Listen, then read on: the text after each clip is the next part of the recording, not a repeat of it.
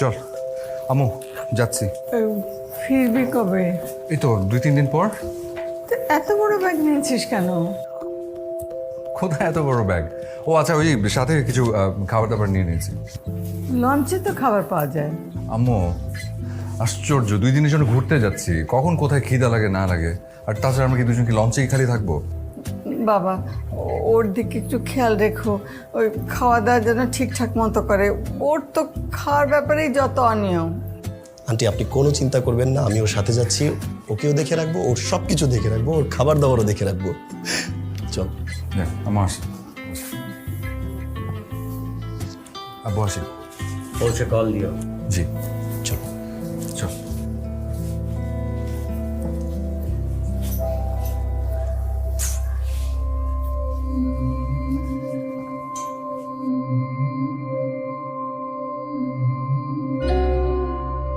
আনিস ভাই, আসসালামু আলাইকুম।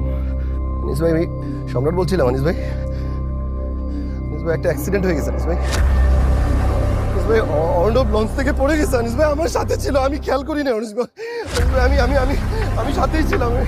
এটা কি করে হলো আমি জানি না। আনিস ভাই, সরি আনিস ভাই, আমি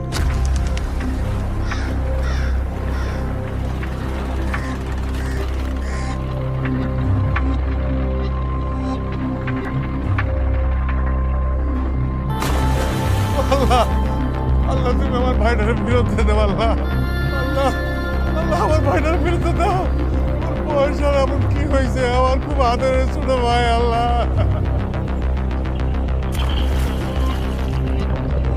আল্লাহ, আল্লাহ, আমার ভাইটার ফেরত দিয়ে দাও। আল্লাহ, ভাই একটু দেখো তো, ভাই ভাই ভাই একটু বাইরে দিকে চল। ও ভাই, আম্মা যাইতে মানা করছিল, আমি যাইতে বলছি। আমার ভাইটারে তুমি ফিরে দাও।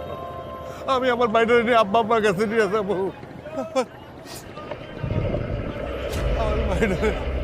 আমার ভাইটারে ফিরে দাও ভাই। আমি আমার আম্মারে কি জবাব দেব? আমি ভাই, আমি আব্বা আব্বার কাছে আমার ভাইটারে ফেরত দিয়ে যাচ্ছি চাই ভাই। না রে, এখনো পাওয়া যায় নাই রে, খুঁজতেছি। কোন স্রোত কোন দিকে টানে নিয়ে গেছে এটা কে টের পাবে? কিভাবে খুঁজে পাবে? তুই চাইলে আসতে পারিস, না দূর তো একটু আছে। আচ্ছা, ও ভাই, ভাই রে, ও ভাই, ও ভাই, ভাই রে, ভাই। আমার আসলে তেমন কিছু বলার নেই। আমাদের সিও স্যার এবং আমার কলিগ বৃন্দরা সব কিছু বলে গেছেন। আমরা জানি আমাদের প্রিয় সহকর্মী অর্ণব আজ আমাদের মাঝে নেই। একজন মানুষ মৃত্যুবরণ করেছে, এটা মেনে নেওয়া কঠিন, কিন্তু একজন মানুষ মৃত্যুর কূপে পড়ে হারিয়ে গিয়েছে, তার লাশটা কেউ খুঁজে পায় না, এটা মেনে নেওয়াটা আরও বেশি কঠিন।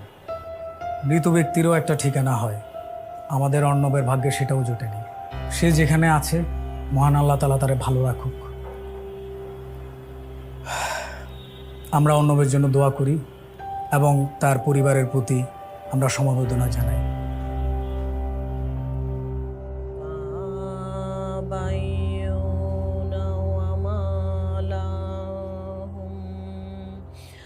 أم حسب الله بنا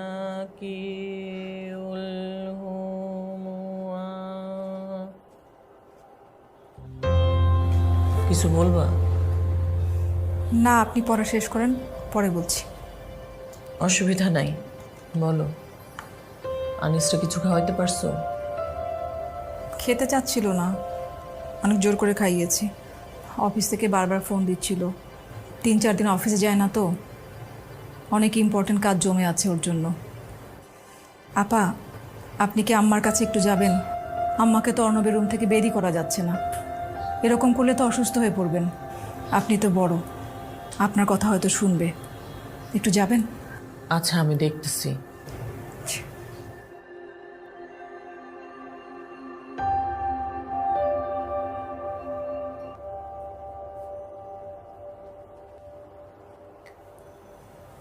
আম্মা,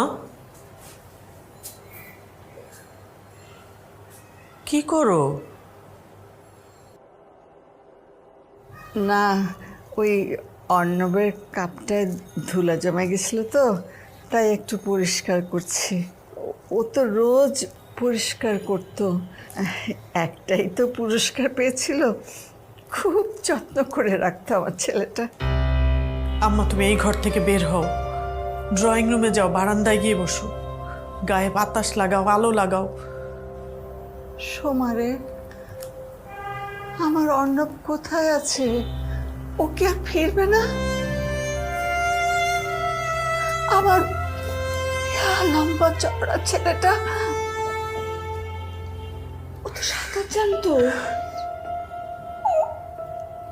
ও কি করে ডুবে গেল? হ্যাঁ, কি করে ডুবে গেল?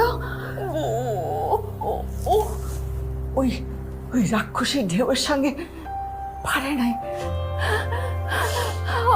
আমার ছেলেটা কত কষ্ট না জানি পেয়েছে, কত কষ্ট পেয়েছে রে আমার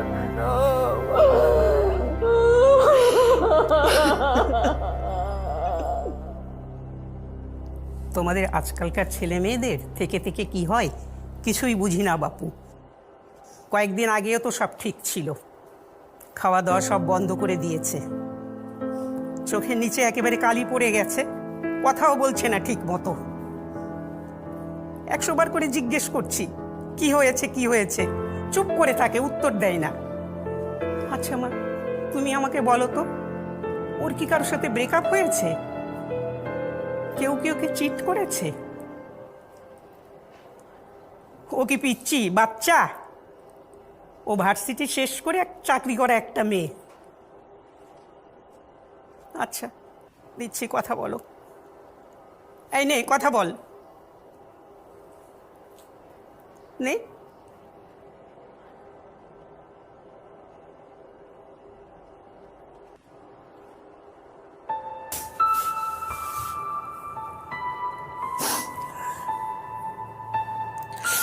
আম্মা তো ঠিকই বলছে,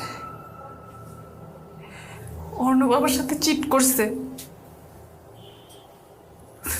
ও আমাকে কেন এত স্বপ্ন দেখাইছে? ও যদি এত তাড়াতাড়ি চলে যায়, আমি অর্ণবকে ছাড়া কিভাবে থাকবো? আমি ওকে কোথা থেকে খুঁজে বের করবো? ওকে ছাড়া কিভাবে থাকবো?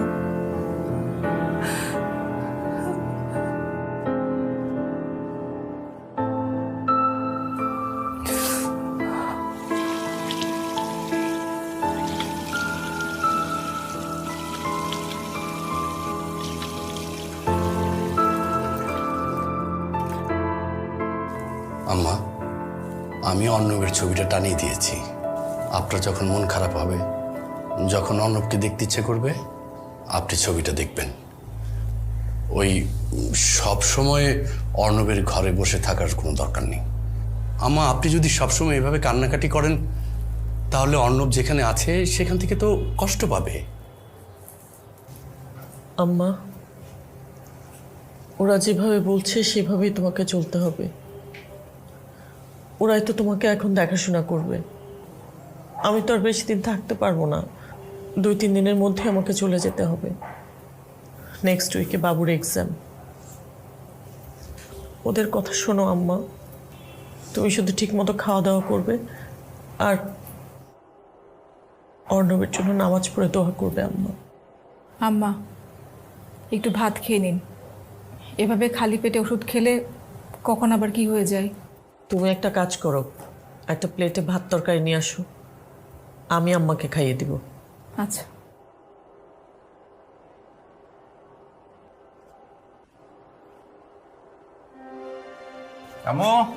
আমার প্রচন্ড খিদে পেয়েছে, খেতে দাও। আচ্ছা মনে হচ্ছে 2-3 প্লেট ভাত খেয়ে ফেলবো। দুপুরে খাসনি কিছু? খেয়েছি হালকা পাতলা। কি রান্না করেছো, তাড়াতাড়ি দাও। ইলিশ মাছ। হ্যাঁ বলো কি? আচ্ছা তো তাহলে 10 প্লেট ভাত খেয়ে ফেলবো। কি ভাত আছে তো পর্যাপ্ত? আছে আছে। ঠিক আছে, তাড়াতাড়ি দাও। আমার কিন্তু 2-3 পিস লাগবে। ঠিক আছে।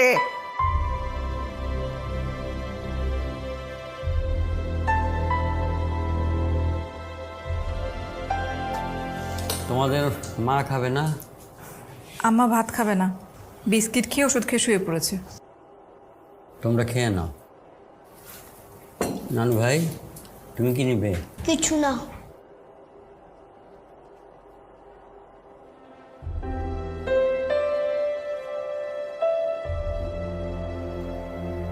আপনাকে একটা ইলিশ মাছ দিই? না না না, মাছ দিও না, খেতে ইচ্ছা করতেছে না।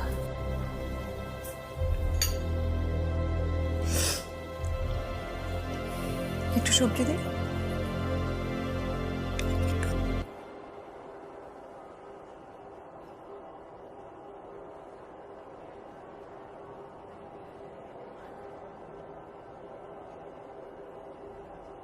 Remember me with smiles, not tears.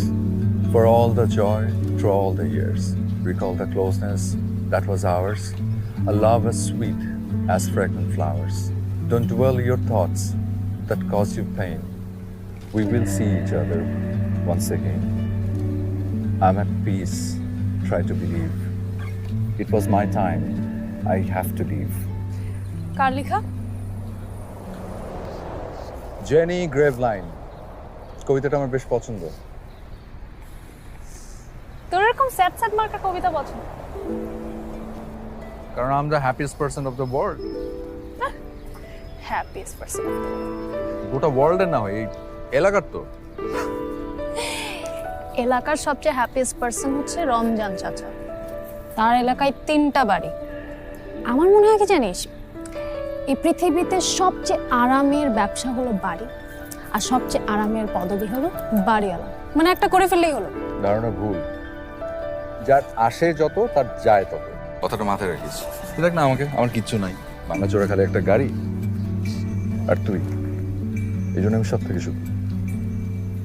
এবার আমাকেও সুখী কর। তোর এই ভাঙাচোরা গাড়ি বাদ দিয়ে এবার তোর ভাঙাচোরা বাড়িতে নিয়ে ওঠা।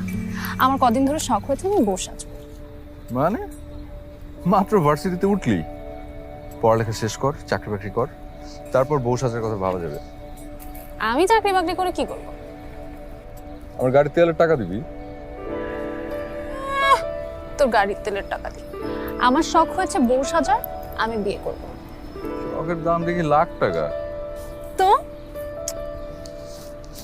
বিয়েটা না আরো অনেক আগে করলে পারতাম, বুঝছিস? যেমন ধর যখন আমরা কলেজে পড়তাম তখন কত ভালো হতো না? বিয়ে করে বাচ্চাটাও নিয়ে নিতাম, বাচ্চাও বড় হতো, আমরাও বড় হতাম, তিনজনে একসাথে পড়ালেখা করতাম, বাচ্চাটাকে স্কুলে নামিয়ে দিয়ে আমরা দুজন ভার্সিটি চলে যেতাম। কত জোশ হতো ব্যাপারটা।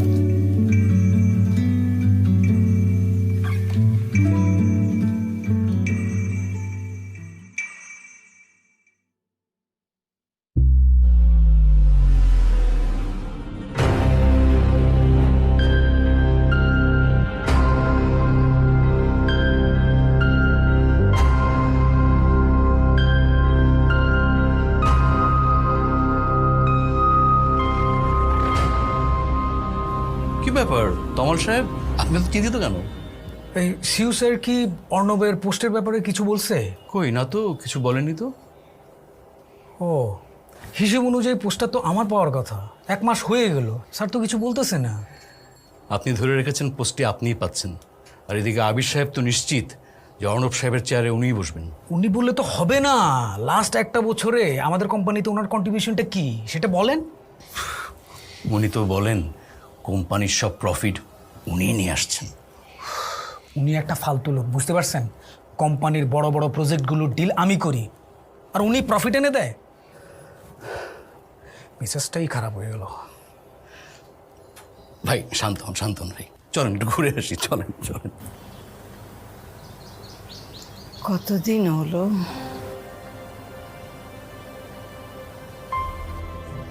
এক মাসেরও বেশি, 35-36 দিন হবে। 36 দিন? তোমার মনে আছে একবার ইউনিভার্সিটি কি কাজে গাজীপুর গিয়েছিল 4-5 দিনের জন্য? আমাদের ছেড়ে থাকতে ওর কি যে অবস্থা হয়ে গিয়েছিল। ফিরে এসে বলল, আম্মা আর যাব না, দরকার হলে নাম্বার কম পাবো তাও যাব না। সে আমাদেরকে ছেড়ে এতদিন কিভাবে আছে ও?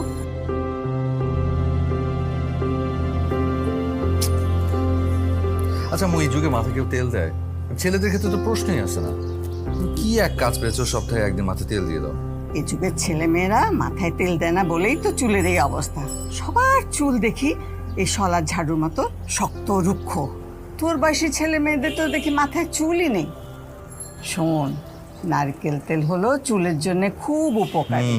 আমি তোর বউকেও বলে যাব সপ্তাহে একবার যেন তোর মাথায় ঘষে ঘষে তেল দিয়ে দেয়। তোমার কথা শুনছি, বউয়ের কথা শুনলো তোমাকে কে বললো? আর বউ কই পেলা? ও মা, তোর সংসার হবে না? তুই বিয়ে করবি না? আমার কিছু হলে তখন তোকে কে দেখবে? তোমার কিছু হলে মানে?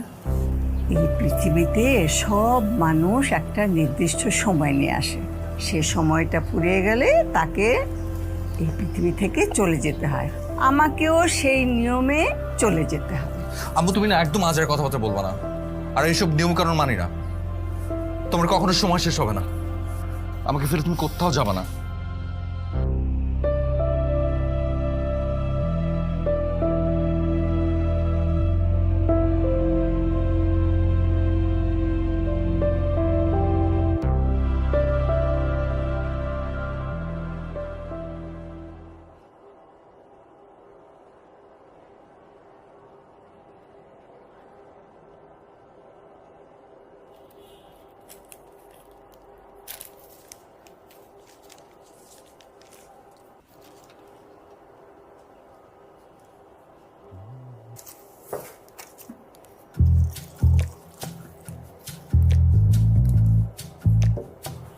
পানিটা খান।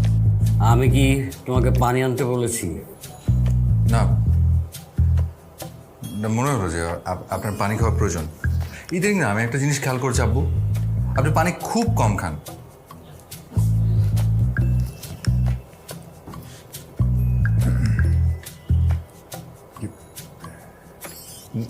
কিছু খাবেন? নাস্তা দিতে বলবো? আম্মু, এই ভাবি,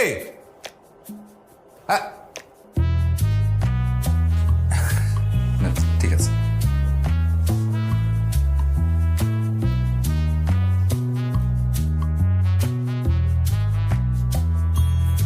এই অর্ণব ডাকলো মনে হয়, কোথায় গেল? হ্যাঁ, এসছিল, কতক্ষণ ঘোরাঘুরি করে চলে গেল। কিছু একটা দরকার হয়তো, ওই ছোটবেলা থেকে যা করে আর কি। দেখি তাহলে কি দরকার ওর। কি দরকার? কি আবার দরকার? হয়তো ওর ওই গাড়ির জন্য কোনো কিছু কিনতে হবে। ধরো, নাও, টাকাটা দিয়ে দাও, যাও।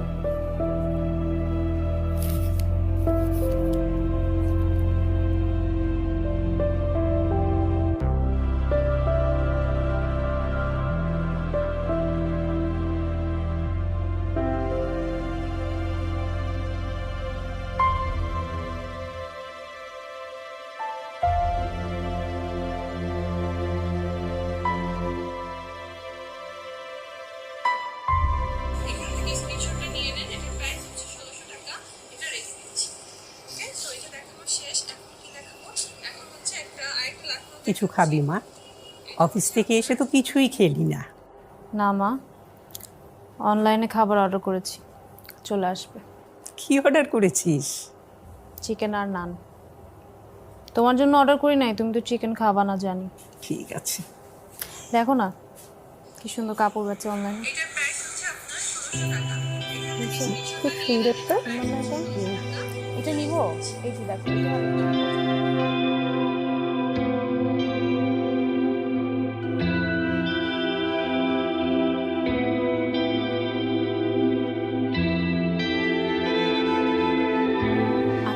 টেনশন করবেন, আপনি পাঠিয়ে দিন তো, আমরা আছি না। জি জি, রাখছি। এই শোনো না, জামিল চাচা আছে না, ওই যে আব্বু আমার খুব প্রিয়, আরে আমাদের বিয়েতে যে ফ্রিজ গিফট করেছিল। ও হ্যাঁ, জামিল চাচা। তা কি হয়েছে জামিল চাচার? জামিল চাচার ছোট ছেলে অ্যাডমিশন টেস্ট দিতে ঢাকায় আসবে। খুবই ভালো স্টুডেন্ট, এসএসসি এইচএসসি দুটোতেই জিপিএ 5 পেয়েছে। জামিল চাচা অবশ্য কিছু বলেনি, আমিই বলেছি আমাদের বাসায় এসে উঠতে। 2-3 দিনের ব্যাপার, কি বলো?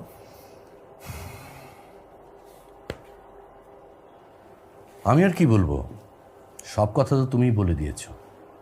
আমি ভাবছি ছেলেটা থাকবে কোথায়। কেন, অর্ণবের রুমে? অর্ণবের রুমে এই সময় থাকাটা কি ঠিক হবে? আর তাছাড়া আম্মাই বা ব্যাপারটা কিভাবে নেবেন? আম্মা তো মাঝে মাঝেই ওই অর্ণবের ঘরে যে বসেন। তুমি আম্মার মতো কথা বলছো কেন? আম্মা কি চাইলেই অর্ণবের রুমটাকে জাদুঘর বানিয়ে রাখতে পারবে? কদিন পর তোমার বাচ্চা হবে, বাচ্চা বড় হলে একটা রুম লাগবে। অর্ণবের রুমটা এমনি এমনি ফেলে রাখা যাবে? ঠিক আছে, আমি জামিল চাচাকে নিষেধ করে দিচ্ছি। আমার তো কোনো দরকার নেই মানুষের উপকার করার, আমার কি ঠাকা পড়েছে? আহা, বসো তো, রাখছো কেন? আসতে বলো, আমি আম্মাকে বুঝিয়ে বলবো। এতক্ষণ পর্যন্ত যা যা শুনলেন তা আপনার মৃত্যুর 40-42 দিনের ঘটনা। আর গতকাল পর্যন্ত যা যা ঘটছে তা আমি এখন বলছি।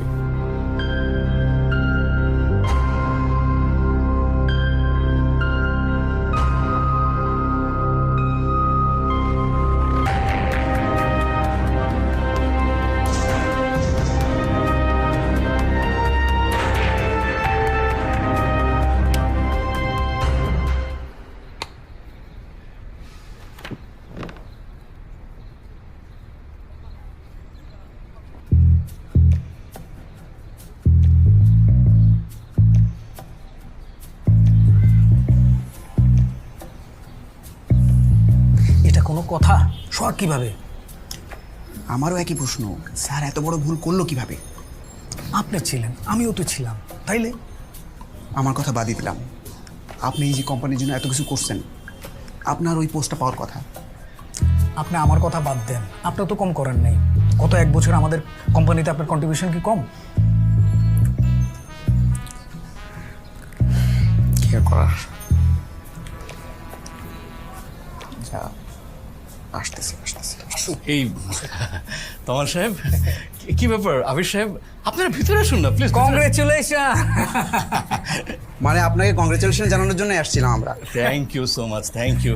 আমরা টোটাল একটা প্ল্যান করছি যে কিভাবে আসলে কংগ্রেচুলেশন জানানো যায়। আচ্ছা, ভিতরে thank you, thank you. Hello Riya, কি অবস্থা? জি রায়হান ভাই, আছি কোনো রকম। কেন কোনো রকম কেন? ও আচ্ছা, বাদ দাও। আন্টি কেমন আছেন? তোমার আম্মু?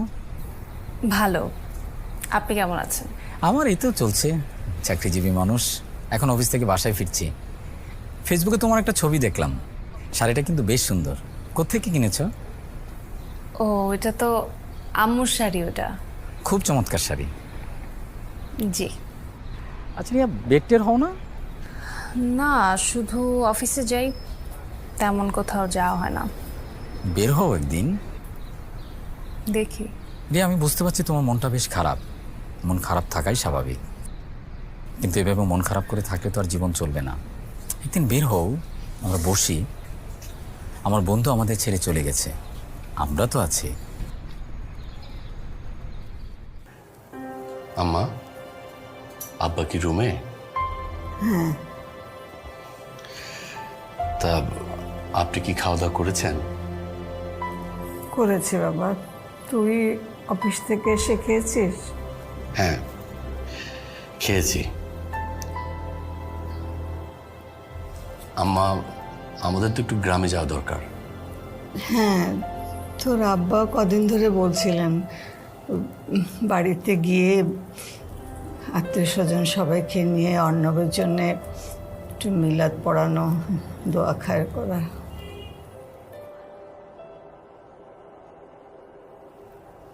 হ্যাঁ মা, মিলাদ তো দেওয়া দরকার। তাছাড়া ওই জায়গা জমির বিষয়টাও ফয়সলা করা দরকার। আম্মা, আপনি তো জানেন বড় আপার শ্বশুরবাড়ির লোকজন কেমন। তারা বড় আপার মাথায় ঢুকিয়ে দেবে যে অর্ণবের সম্পত্তিতে বড় আপার ভাগ আছে, আর তারপর বড় আপা ক্যাট ক্যাট শুরু করবে।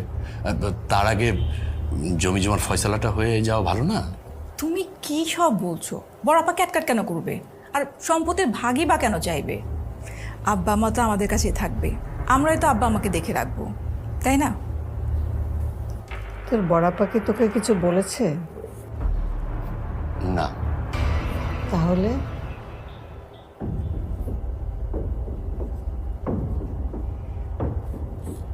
ঠিক আছে, আমি তোর আব্বাকে বলবো।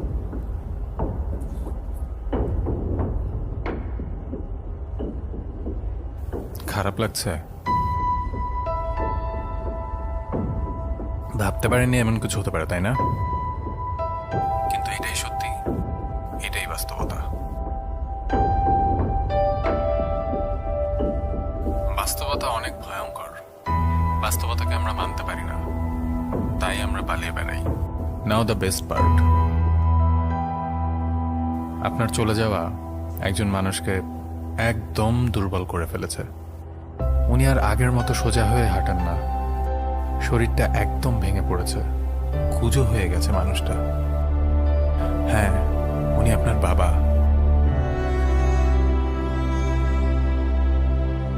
আরেকজন আপনার মা।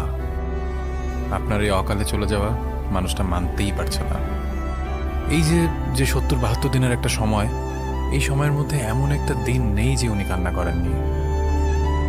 ওনাকে সারা বাড়ি খুঁজে পাওয়া না গেলে ধরে নিতে হবে উনি হয়তো আপনার রুমে কাপড়গুলো গোছাচ্ছে, নাহলে হয়তো আপনার পুরস্কারের পাওয়া কাপটা মুছে রাখছে। সময়ের সাথে সাথে সবকিছু স্বাভাবিক হয়ে গেলেও ওনারা দুজন এখনো স্বাভাবিক হতে পারেননি। আসলে মা বাবার ভালোবাসার সাথে না কোনো কিছু তুলনাই করা যায় না। আমি নিশ্চিত ওনারা এখন প্রহর গুনছেন কখন সময় হবে ছেলের কাছে যাওয়ার।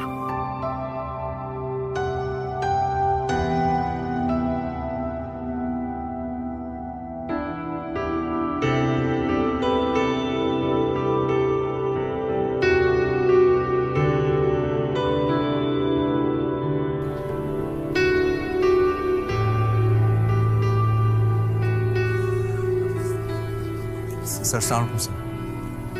স্যার ভালো আছেন? ওয়ালাইকুম আসসালাম। তুমি অর্ণব না? জি স্যার। কেমন আছো? কি করছো এখন? চাকরি বাকরি কিছু করছো? স্যার রিসেন্টলি একটা জায়গায় জয়েন করেছি স্যার। আসসালাম আলাইকুম।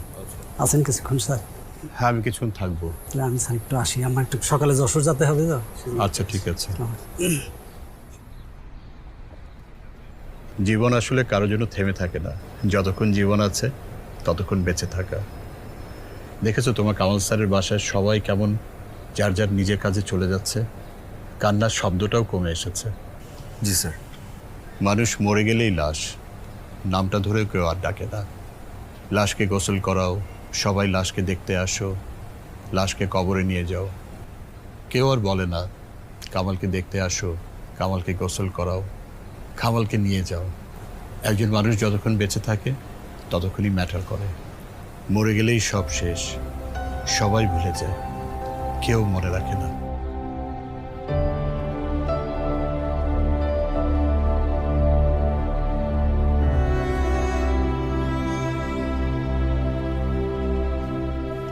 সেদিনই অর্ণবের মাথায় প্রশ্ন আসে, সে মারা যাওয়ার পর কে তাকে মনে রাখবে, কতটা মনে রাখবে, কিভাবে মনে রাখবে, নাকি রাখবে না। এবং সে ভাবতে থাকে কিভাবে তার এই প্রশ্নোত্তর খুঁজে বের করা যায়। শোন, আচ্ছা মনে কর একদিন হুট করে আমি হারিয়ে গেলাম, তখন তুই কি করবি? হুট করে হারিয়ে যাবে? এত সহজ?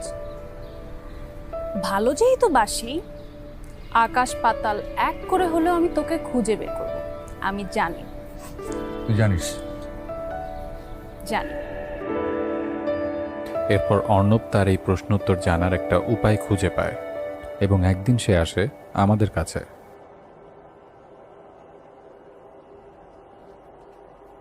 সরি, রিহার্সালে ছিলাম। আপনি অর্ণব? জি। চা কফি কিছু দিতে বলি? না ঠিক আছে, অন্য কোনো দিন। আচ্ছা বলেন, কিভাবে আপনাকে হেল্প করতে পারি? আসলে আপনার কাছে একটা হেল্পের জন্য এসেছি, যেটা হচ্ছে আমি একটা প্রশ্নের উত্তর জানতে চাই। আমার এক শিক্ষক সেদিন আমাকে বললেন যে মানুষটাকে মরে গেলেই লাশ হয়ে যায়, কেউ নাকি তার নাম ধরে ডাকে না। আমি এই উত্তরটা জানতে চাই যে আমি চলে যাওয়ার পরে আমার কাছের মানুষগুলোর অনুভূতি কী হয়। এখন আপনার প্রথম কাজ যেটা হবে সেটা হচ্ছে আমার বাসায় আপনাকে একজন গ্রহণযোগ্য বন্ধু হিসেবে এস্টাবলিশ করা, যাতে আমাদের নেক্সট কাজগুলো করতে সুবিধা হয়। খুব সহজ কাজ, কিন্তু আমি আসলে ভাবছি পরের অংশটা নিয়ে। কি ভাবছেন? প্রত্যেকটা মৃত্যু তো আসলে প্রিয়জনের জন্য কষ্টকর, আর এই মৃত্যুটা আসলে আপনার কাছের মানুষরা কিভাবে নেবে, তারা কিভাবে দেখবে জিনিসটা, এটাও তো আপনার ভাবা দরকার। ভেবেছি, আর অনেক ভেবেই আজ আমি এই জায়গায় দাঁড়ান। আপনি বুঝতে পারেন একটা মানুষ কতটা অস্থিরতায় ভুগলে এই এপিসোড এসে দাঁড়ায়। প্রশ্নটা আমার লাইফ ফেল করে দিয়েছে। রাতে ঘুমাতে পারি না আমি। আমার নিজের জীবনটা আমার কাছে খুব তুচ্ছ, মূল্যহীন মনে হচ্ছে। তাই এই প্রশ্নোত্তর জানাটা খুব জরুরি আমার কাছে। অ্যাজ ইউর উইশ, আমি আপনাকে আপনার বেস্ট ফ্রেন্ড দিচ্ছি। এই সম্রাট, সম্রাট,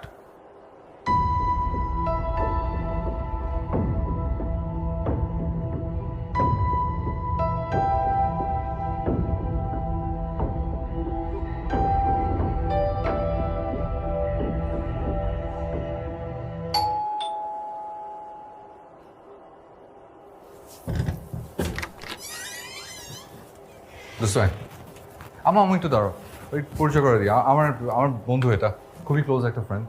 ও 3-4 দিন থাকবে আর কি আমাদের সাথে। ও আসসালামু আলাইকুম। সালাম লাগবে না, বেঁচে থাকো বাবা। কি নাম তোমার বাবা? আন্টি আমার নাম সম্রাট। ও আমো, আব্বুকে একটু বলে দিই, আব্বুকে জানায়নি তো। ঠিক আছে, আমি বলে দিচ্ছি, লজ্জা লাগে না।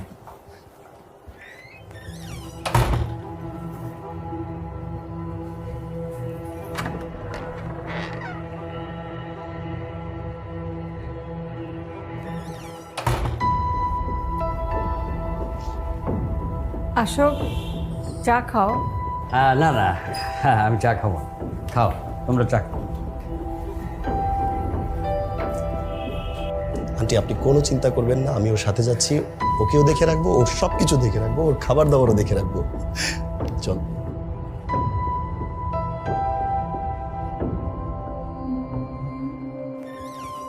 আনিস ভাই, আসসালামু আলাইকুম।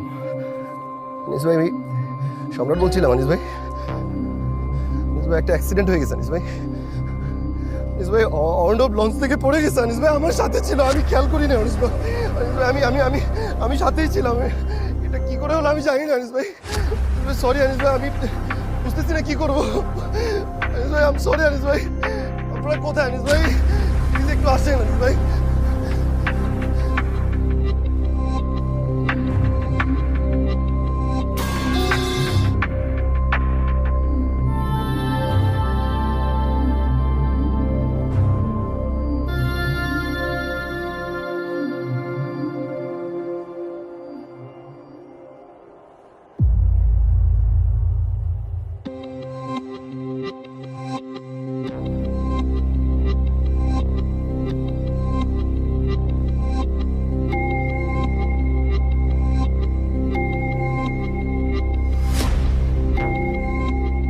বাড়িতে দুর্ঘটনার খবর দেওয়ার পর অর্ণব চলে যায় অনেক দূরে, যেন কেউ তাকে খুঁজে না পায়। এদিকে তার পরিবার ধরে নেয় অর্ণব আর নেই।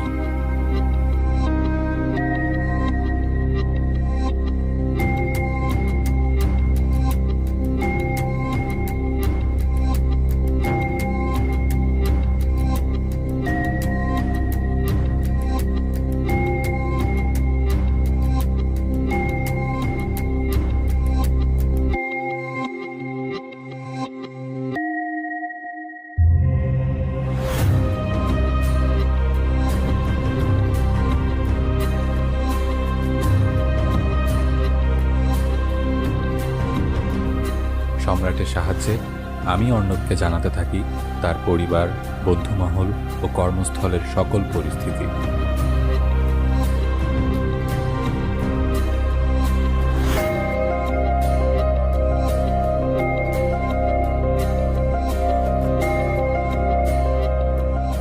কি ভাবছেন অর্ণব?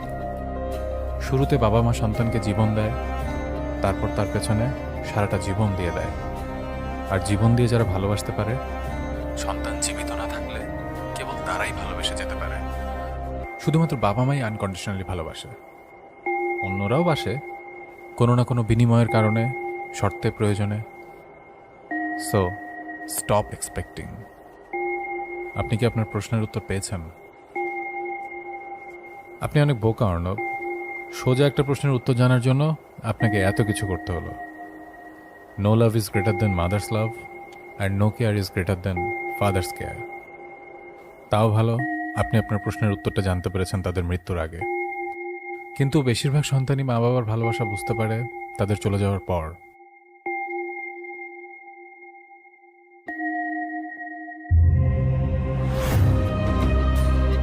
কিছু প্রশ্নের উত্তর জানতে নেই, কিছু প্রশ্ন অজানা থাকে বলেই মানুষ একে অন্যকে ভালোবেসে জীবন চালিয়ে নিতে পারে আমৃত্যু। যে প্রশ্ন অর্ণব তার জীবনের কাছে ছুঁড়েছে তার উত্তর তো সে জেনে গেল। এখন কি অর্ণব চাইলেও ফিরতে পারবে জীবনের কাছে, নাকি এক বুক অভিমান নিয়ে হারিয়ে যাবে প্রকৃতির মাঝে? অর্ণব হয়তো ভেবেছিল সে ছাড়া পৃথিবী থমকে যাবে, বাবা মা সহ তার সব প্রিয় মুখ ভুলে যাবে জীবনের মানে। অর্ণব যেটা জানতো না সেটা হলো জীবন গতিশীল। বেঁচে থাকার জন্য আমাদের প্রতিনিয়ত জীবন চালিয়ে নিতে হয় জীবনের নিয়মে। একমাত্র বাবা মায়ের কাছেই জীবন থমকে দাঁড়ায়।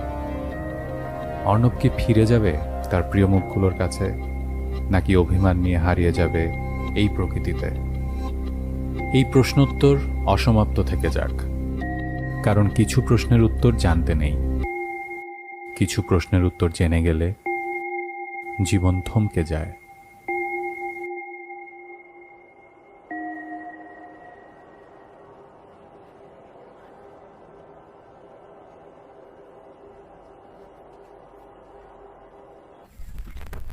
Hello dear friends, how are you doing? Hope that you are doing great.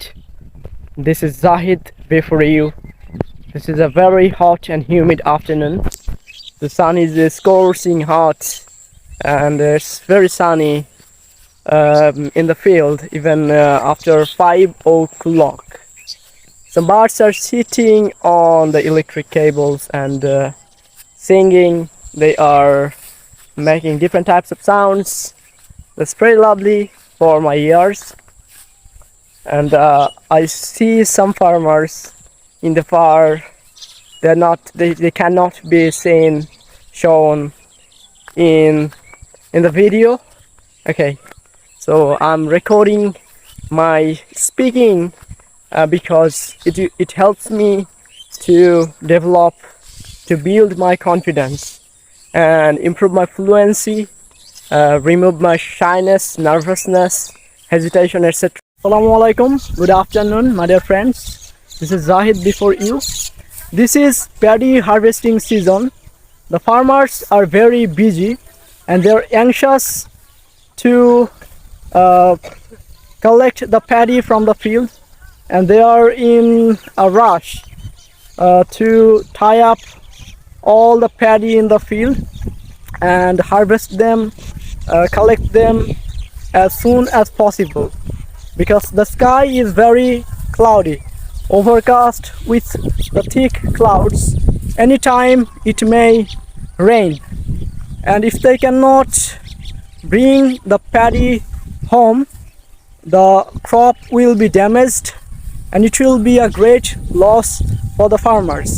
So they are really worried and working as fast as possible to tie up all the paddy from the field, and after then they will carry the paddy on their head home. So that's it, and I am roaming and exploring the field and enjoying this beautiful scenery. 1, 2, 3.